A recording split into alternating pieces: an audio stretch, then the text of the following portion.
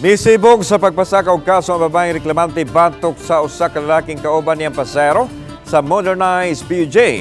Una na masangil ang babae nga gibag-id kuno laki ang iyang kinatao ngadto sa sampot sa biktima.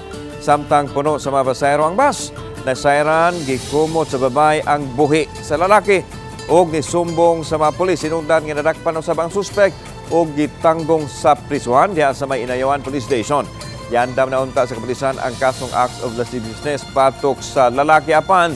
Di na kini mahinayon human ni sumider ang babaeng biktima og affidavit of no interest to file a case.